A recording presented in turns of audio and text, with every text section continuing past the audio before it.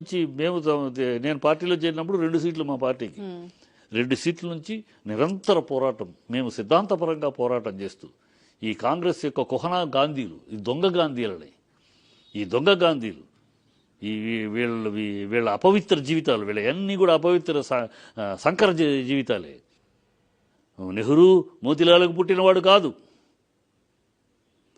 మోతీలాల్కి పెళ్లి చేసుకున్న ఎవరి దగ్గర పనిచేస్తున్నాడో మోతీలాల్ ఒక లాయరు, ఆ లాయర్ యొక్క రెండో భార్య.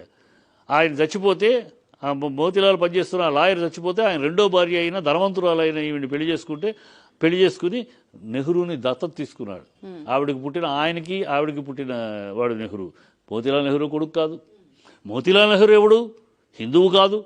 ఆఫ్ఘనిస్తాన్ నుంచి గజాఖాన్ నుంచి 1857లో అక్కడ పోరాటం జరిగితే అక్కడ తరిమితే అక్కడ నుంచి పారిపోయి వచ్చి తన గుర్తులు తప్పించుకోవడానికి కాశ్మీర్లో నీరు అనే నది, అది జమునా నది అంటాం.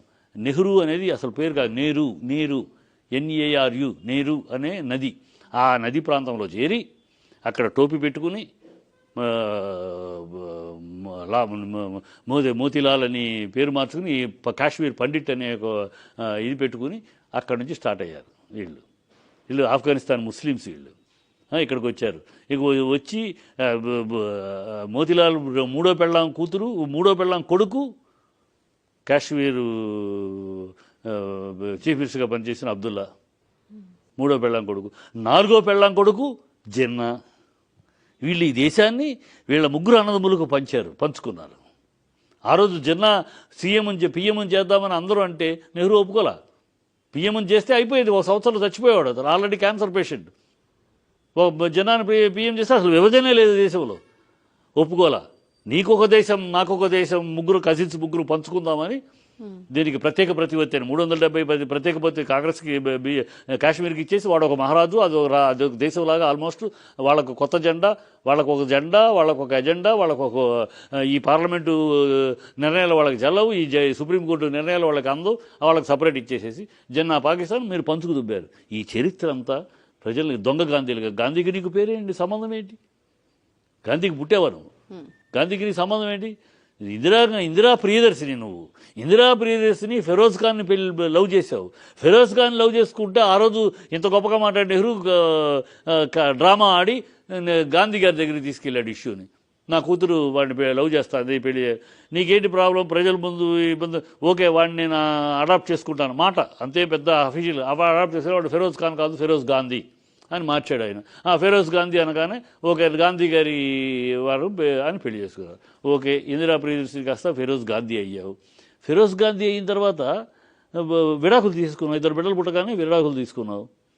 మరి అప్పుడు వచ్చేసావు. మనం ఈ భారతీయ సాంప్రదాయం ప్రకారం ఏంటి, విడాకులు తీసుకుంటే భర్తను వదిలేసుకుని మళ్ళీ ఇందిరా నెహ్రూ అవ్వాలి. నువ్వు ఇందిరా గాంధీ ఎలా కంటిన్యూ అవుతావు? ఫెరోజ్ ఖాన్ నుంచి వచ్చేసావు కదా, అఫీషియల్ విడాకులు తీసేసుకున్నావు కదా 2 బిడ్డలు కన్నాక. మీరు ఎందుకు కంటిన్యూ అవుతున్నావు? ఇందిరా నెహ్రూ అవ్వాలి కదా. డ్రామా. ప్రజల్లో ఉన్న అమాయకత్వాన్ని, ప్రజల్లో గాంధీ అనే పేరు, అప్పటికింత సోషల్ మీడియా లేదు. గాంధీ అనగా ఆ కుటుంబం ఈ కుటుంబం ఒకటే అన్నట్టు, స్వాతంత్రం ఇచ్చిన జాతిపిత గాంధీ గారి కుటుంబం అన్నట్టు ప్రజల భ్రమలోకి తీసుకెళ్ళి ఈ డ్రామా చేశారు. రాజీవ్ గాంధీ, సంజయ్ గాంధీ ఎవరికి పుట్టారు? ఫెరోజ్ ఖాన్కి, ముస్లిమ్స్. రాజీవ్ గాంధీ ఎవరు పెళ్లి చేసుకున్నాడు? క్రిస్టియన్. మీరు ఏ కులం, మీరు ఏ మతం, మీరు ఏ దేశం? ఎన్నాళ్ళు దేశాన్ని మోసం చేసి అబద్ధాలతోటి, కట్టుకథలతోటి జనాలకు తెలియదు కూడా మోసం. అందుకని వీళ్ళ దగ్గర ఏ వ్యవస్థ మీద ప్రేమ ఉండదు వీళ్ళకి. ఒక ముస్లిం వ్యవస్థకి ఏదో ఒక దానికి కట్టుబడి ఉన్నవాళ్ళు అయితే ఉంటుంది వీళ్ళకి.